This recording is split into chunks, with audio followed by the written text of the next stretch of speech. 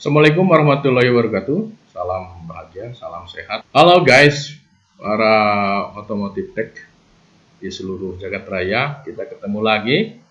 Di room ini kita akan coba diskusi tentang silabus hybrid electric vehicles. Jadi mobil hybrid. Ya, mari kita lihat. Kenapa mobil hybrid ini sangat penting ya bagi perkembangan kendaraan? Karena mobil hybrid ini bisa emisi gas buang. Kenapa bisa emisi pengaruhnya terhadap dunia? Karena kalau masih mengeluarkan emisi dari pembakaran energi fosil, maka pemanasan global akan terus meningkat, ya kan? Kenapa ini pemanasan global ini meningkat? Ya kan? Karena ada efek rumah kaca nih.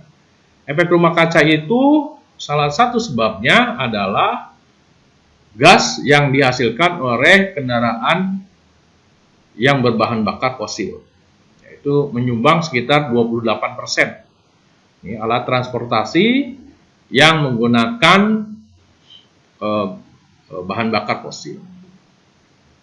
Maka dikombinkan, karena masa transisi mau ke mobil listrik, fasilitas mobil listrik belum lengkap di jalan, yaitu tentang pengisian baterai di setiap SPBU atau tempat istirahat itu jarang, dan jarak baterai itu hanya terbatas, sedangkan energi fosil itu dikombin dengan motor listrik dan baterai. Ya, mari kita lihat dulu tentang pemanasan global ya. Pemanasan global ini salah satu akibatnya karena transportasi. Ya. Ini 28% menyumbangnya terhadap pemanasan global. Pemanasan global ini karena matahari, ya, sinar matahari masuk ke atmosfer, masuk ke bumi, nanti dipantulkan kembali, masuk ke atmosfer, masuk ke ruang angkasa kembali. Itu idealnya seperti itu. Efek rumah kaca juga sangat dibutuhkan karena supaya bumi ini hangat. Ya, jangan terlalu dingin, jangan terlalu panas ya. Kalau bumi ini efek rumah kacanya banyak, artinya pantulan sinar matahari ini ke atmosfer balik lagi ke bumi dan terus begitu, sehingga bumi ini akan semakin panas. Kalau bumi ini semakin panas, maka es yang ada di kutub utara dan kutub selatan itu akan mencair. Ketika mencair, maka air laut akan cenderung naik ke daratan, sehingga banyak daerah di daratan yang terkena rob. Ya. Jadi air laut masuk ke daratan ketika pasang. Nah, itu salah satunya. Yang kedua, karena bisa mempengaruhi cuaca secara global. Ya, susah diprediksi dan terjadinya bencana alam yang banyak ya di setiap negara atau daerah ya. Karena angin puting beliung ya, angin dan penyakit. Ya, penyakit ini dipengaruhi oleh sinar ultraviolet yang bisa masuk ke bumi tanpa disaring oleh ozon. Kalau ozon di atmosfer ini semakin tipis karena ada gas-gas yang mempengaruhi ozon, ya kan? Sehingga ultraviolet masuk langsung ke bumi, sehingga penyakit kulit, pernapasan dan lain-lain itu terpengaruhi oleh sinar matahari. Maka lapisan ozon dan atmosfer dan efek rumah kaca ini jangan terus berkembang, ya. Nah, oleh sebab itu, maka negara-negara di dunia ini berkumpul, ya, negara-negara di dunia berkumpul dari mulai protokol Montreal ya, itu tahun 1987, terus ada Intergovernmental Panel of Climate Change ya, IPCC. Ini juga sama ya. Jadi ini organisasi ilmiah yang berkumpul naungan PBB Protokol Montreal juga sama, yang dimotori oleh Amerika Serikat. Ya. Terus ada protokol Kyoto juga sama, ya. Ini perjanjian internasional yang ditandatangani tahun 1997.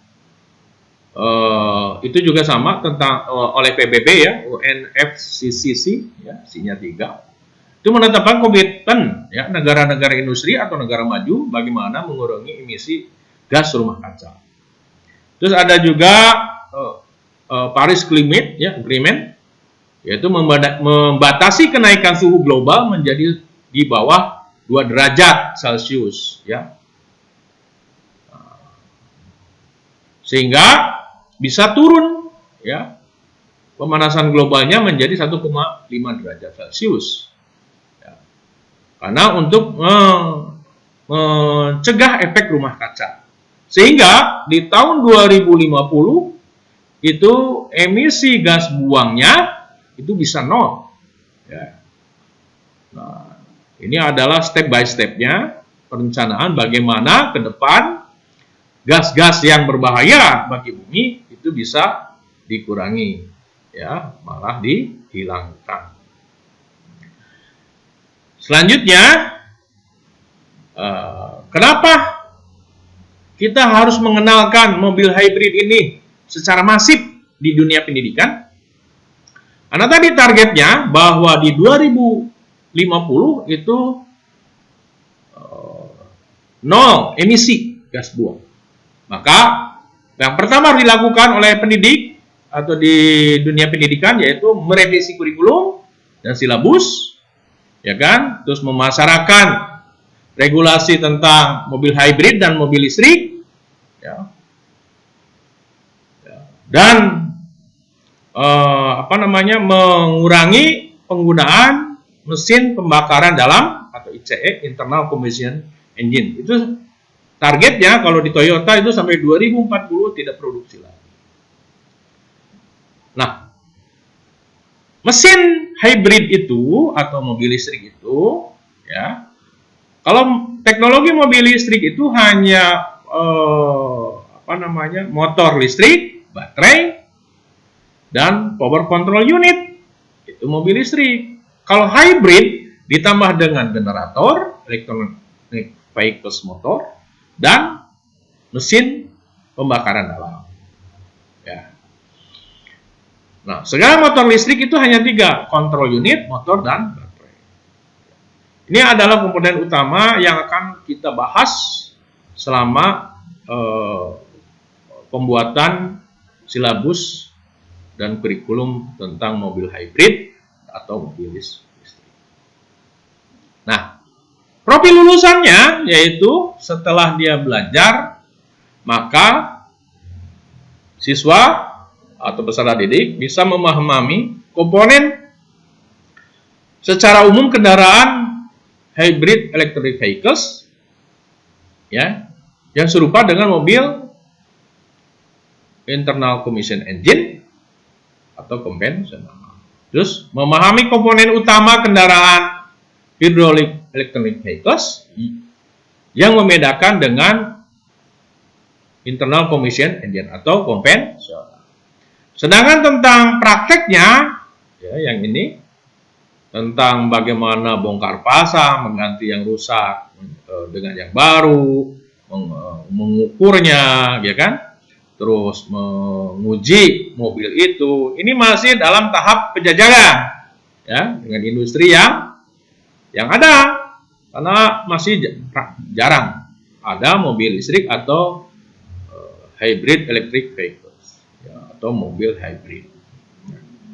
Salah satunya yang kita harus perhatikan tentang silabus, yaitu tentang 1, pemanasan global, pengenalan teknologi kendaraan hybrid, ya, pengenalan Toyota Hybrid System, pengenalan Toyota Plug-in Hybrid System, pengenalan Mirai Fuel Cell System, pengenalan Electric Vehicles Core Technology.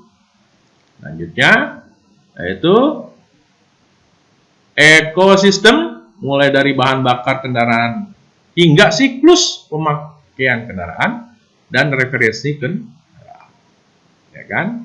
Step berikutnya yaitu tentang dasar-dasar kendaraan hybrid, engine kendaraan hybrid, terus hydraulic electrical vehicles transaxle, baterai kendaraan hybrid, power control unit, dan motor listrik dan generator kendaraan hybrid.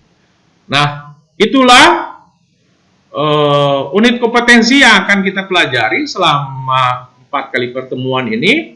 Mudah-mudahan kalian bisa berhasil, dan mari kita buka diskusi ini. Silahkan kalian tulis di kolom komentar di YouTube, ya. Apa kekurangnya, kelebihannya, boleh silahkan saja bebas. Tapi jangan lupa subscribe,